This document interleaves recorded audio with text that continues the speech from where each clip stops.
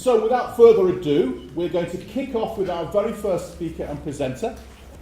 And it's my very great pleasure to welcome on stage Stefan Jurgens. Now, Stefan has been living in Lisbon for 21 years. He's moved here from Germany, so clearly he absolutely likes it. And it's my big pleasure to be able to welcome him, because one of the great things around him is not only a choreographer, but also a technologist. And he's been working with the drone that you saw when we came in today. So I'm really looking forward to hearing what he has to say. So please, welcome on stage, Stefan. Thank you very much indeed. Thank you.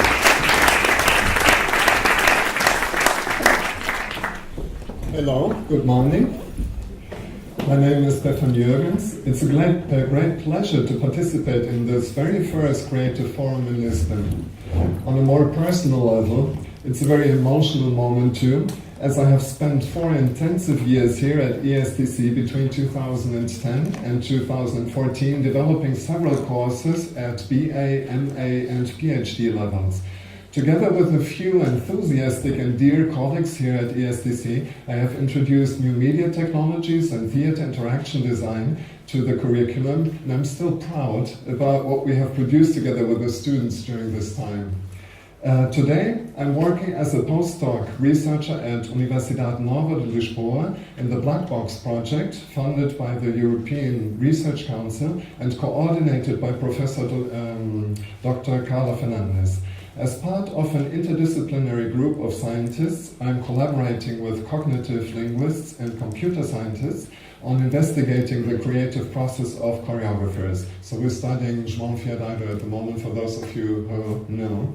In parallel, I developed my artistic work as a freelance choreographer and theatre interaction designer, and my presentation today focuses on the digital tools we have developed so far to support the creative process of artists in the field. So that was the formal part of my presentation. And now I'd like to continue simply taking you through a couple of slides and meeting people that have changed my life, as simple as that. So I'm going to talk about new digital tools for the creative process and beyond, because we could also think in terms of documentation. And for those of you who are interested in looking at this dimension of the work, I'll be happy to talk a bit about it. The technique is called Multi-Modal video annotation. Maybe you have never heard about it, but I hope in the end of the presentation there's a clear idea of what this does. So, Dirk has asked me, looking at my website and the different things I do, to talk specifically about the TKB project, which stands for Transmedia Knowledge-Based Project. Has been developed between 2010 and 2013, and I've met a wonderful person, Ms. Carla Fernandez, who is a linguist, who actually changed the course of my life with the invitation to be on this project. So what did we do? Creative technologies for multimodal annotation of performance, composition, and documentation. Sounds very complicated. So I'll introduce you to the people. We're here at Montemor in the place of Rui Horta, in this wonderful convent that is used for dance productions, but as well for all type of meetings between artists, scientists, and it was very productive, this first meeting with Carla Fernandez. She's a second from the left. Then you see Rui Horta, then you see Nuno Correia. Nuno Correia is at Faculdade, what is it called? He's responsible for digital media at New University of Lisbon. He is a pioneer, and for those of you who know Golan Levine, he's been studying with him. So these are the people, a very unusual mix of people, linguists, computer scientists, someone from performance, working together on what exactly? We've produced a conference in 2013, and you're welcome to go on the net and look for some of the information, because it's way too much for me to talk about it. It was a crossover between language, performance, digital media, and you find it on the Dance Tech channel. So there are 2 videos. Part 1, which introduces the tools that I'm going to talk about. Part 2, which has some linguists doing their presentations. So what's the knowledge base? It's a revolutionary, I'm picking up here on Dirk's term, it's a revolutionary way of thinking documentation in the area of performing arts. Why? Because you actually get online, and when you enter the site, this is a demo version because we're only going to launch it in September, I believe, and I'll tell you if you're interested how you can participate in this event. So you would go onto the net, you would find this type of network between artists and other people that associated themselves. So let's see if that's the area where you would inscribe yourself, you would get an account, and you can upload your information about the pieces you've been doing, about the articles you've been writing, anything you think is important about yourself, and then you create links to the other artists that are here. If you look, for example, at Rui Horta, he's quite connected, but then you find Carla Fernandes as well, and she's connected to artists as much as to scientists. So you will find how people themselves connect to other people, where they see they're sharing human values, where they share aesthetics in creation and so on. So that's quite a different approach to an archive. The next thing you would see, it's a pity that we don't see the colors too much. So in this area you find the artist, here's Rui Horta, you got the pieces, this is the piece setup, that has been analyzed with video annotation. So you got here the technique, video annotation, and you got the annotator, which is linguistic software called Elan. Okay? What's the result? On the left side here, you get all the annotations, which are comments that you can put on layers, on different layers beneath the video. So it looks like this. This is the Elan software which linguists use. You have the video. Okay, then you decide in this area what is it that you actually want to annotate. So for example, in this area here, there's a simple transcription of every text that has been said during the piece, because it's like a hybrid piece, a dance piece which uses a lot of conversation, so you would have a transcription. And you can go at any point with a text search to any part of the piece where something has been said that you're researching. Then in this area here, you may find what type of scenic elements have been used. Then there is annotation about the body, the different body parts for each performer. So there's a hell of a lot of information that you can consult. It has been 2 years, if I'm not wrong, a 2 years project, a postdoc project by Carla Fernandes to find out how to document something in a different way that's of use for other researchers, but also maybe for students who want to really go into the depth of the creative process, in this case of Rui Horta. So that's the part of the knowledge base. It's going to be launched, like I said, in September.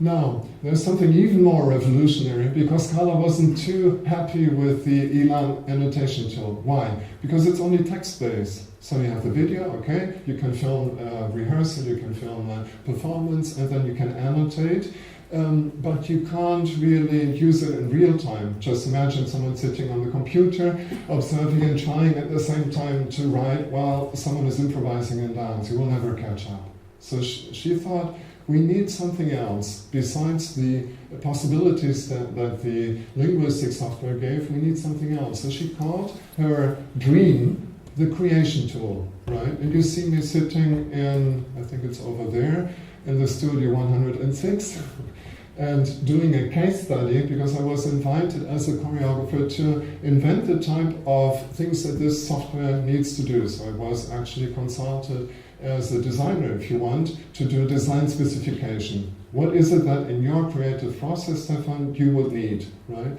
And since I'm working a lot with video projections, interactive video, or these type of performers, I said at least I need 2 windows that I can overlay and compare and so on. And so I'll talk briefly about a case study that we realized here at ESTC.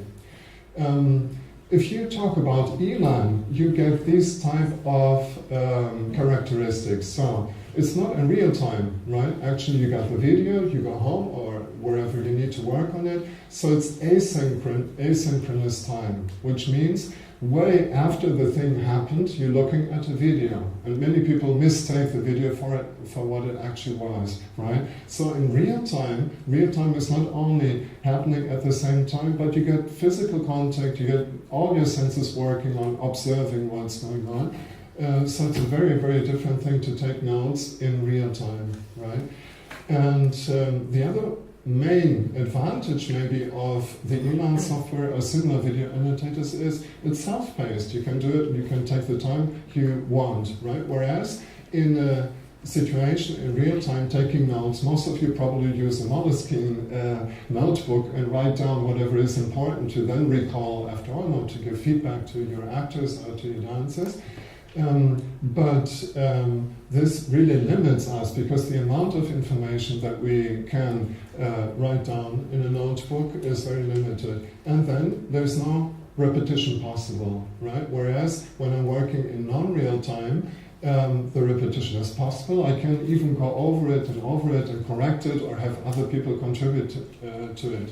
So in an ideal world, you would get both of it from a software. Right? So that's what we tried to do, and they asked me what I wanted to contribute.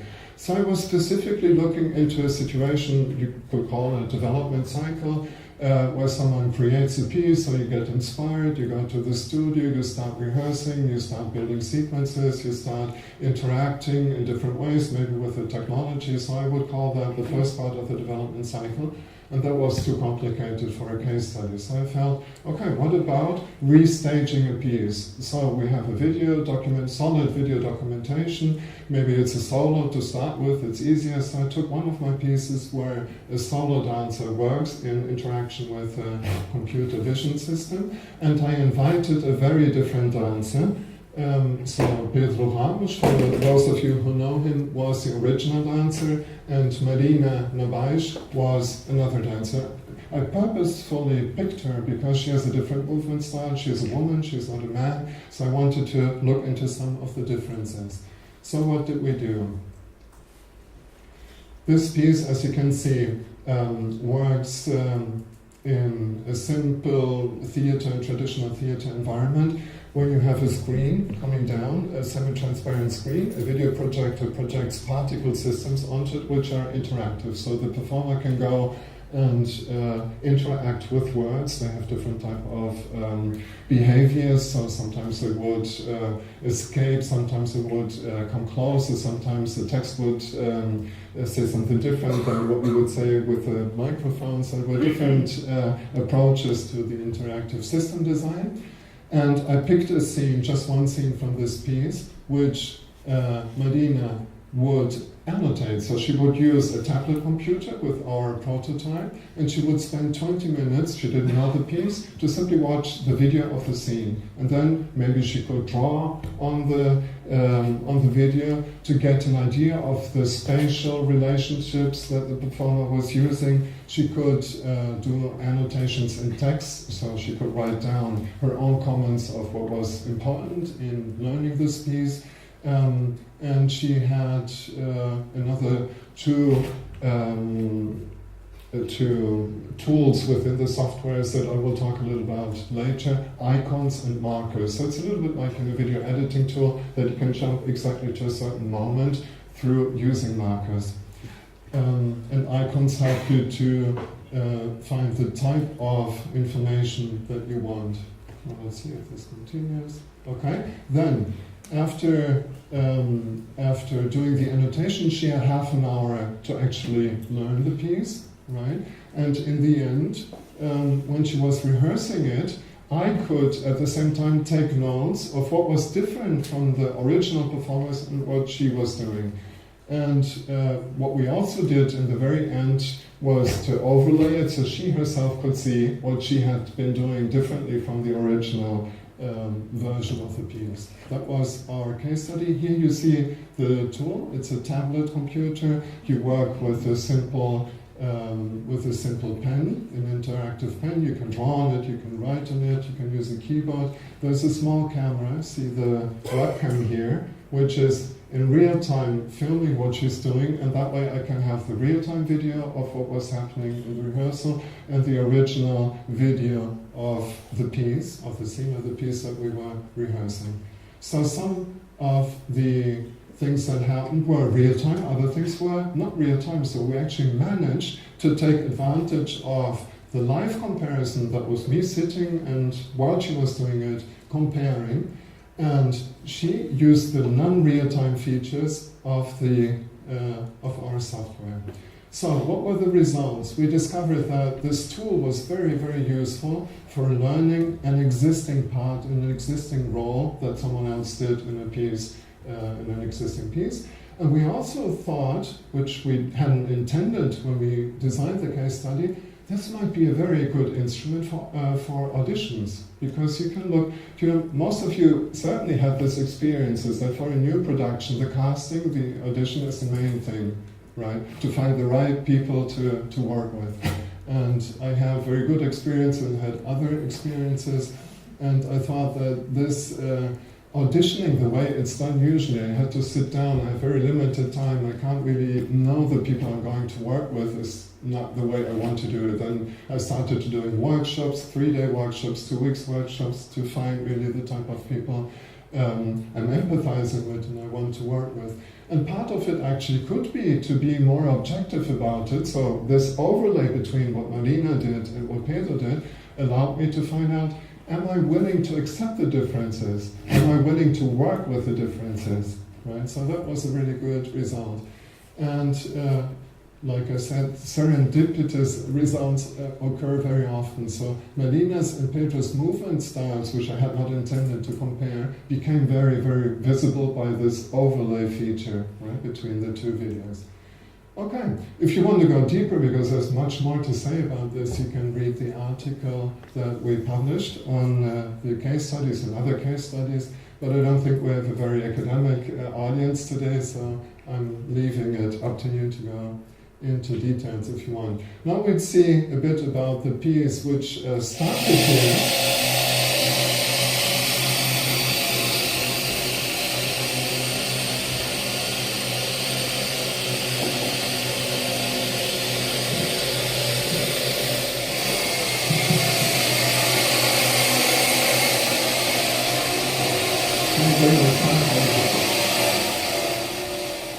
This performer is so loud I have difficulties to talk about it.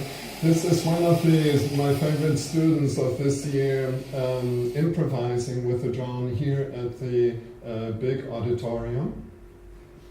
And as you can see, the drone has a camera that points directly at you when it's flying horizontally, but has another camera that points towards the floor, and both of it can be used and projected in real time. Here we have an experience, in the afternoon in our workshop we'll talk more about it, we have an experience in finding the right type of costume for the drone. Here we're experimenting with the sound, so we're using the flight data to produce an interactive sound design with the software Max MSP. And here is something really crazy. So we hacked the drone and developed software, custom software, because what you get on the mobile devices wouldn't allow you to do this. So we can get, mathematically correctly, we can get spreadsheets with the flight data and develop models for the choreographer to use or for other purposes.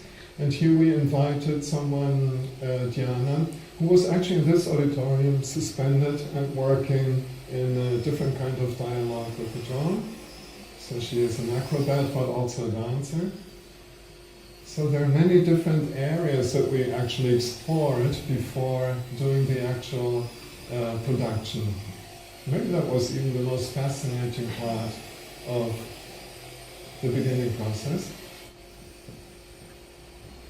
You will meet, you have met Fernando Navais, and myself will be directing the workshop in the afternoon. But for now, what's important is, it's really complex. You could be talking about a flying robotic performer and a suspended dancer. You could be very specific and say the dancer also is suspended in the way he is improvising, which is a different concept. Then you can talk about kinetic videography, because these tools obviously are used meanwhile by public television, by all kind of events, as different type of cameras with different possibilities.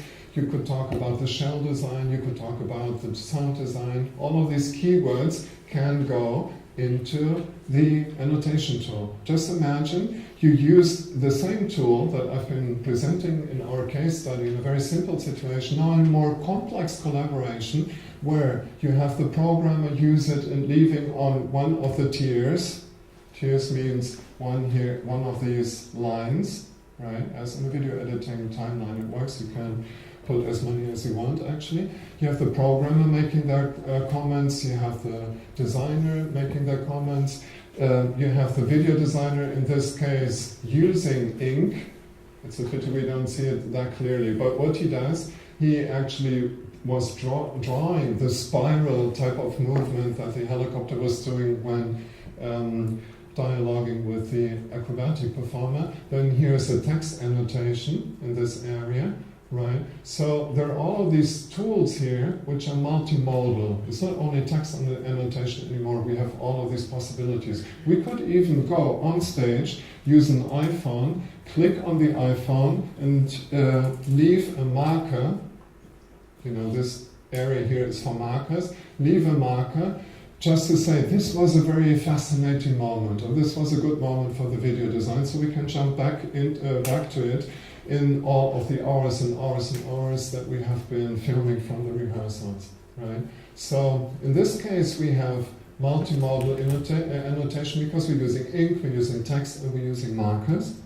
And then we could go even further for to recuperate the type of piloting, right, which was improvised. We had to pilot with a play,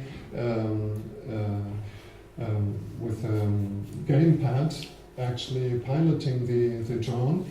But what if you needed to choreograph it in a way, what if you needed to fix it? Then you would go back to the spreadsheet with all the movements that the helicopter actually did, and you would program the drone to be able to exactly repeat that type of movement. So you can choreograph a drone, right?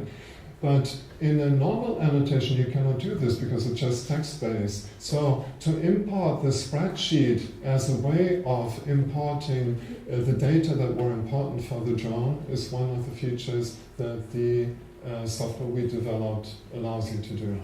And who gives an example like this can give easier examples. Just imagine there's a work of a fellow artist that did inspire you, right? You could simply attach a link to the video on the net and open it from your video annotator. So this could be very useful in the beginning process of your creation when you're just using a lot of references and a lot of inspirations. Right? So I'm coming to the end, because if you're now actually asking me, where can I get the software, how much is it, right? The answer is very simple. It will not cost anything because this was an academic process, good news.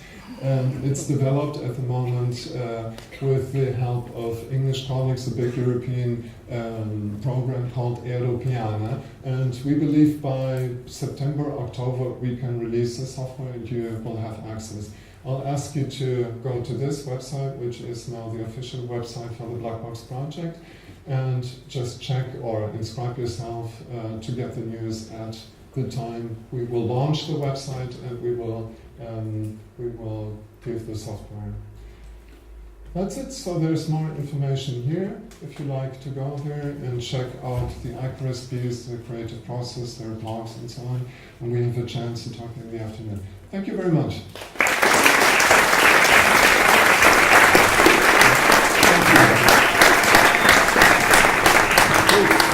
Please and welcome Fernando, who is the drone wrangler. Still doesn't quite that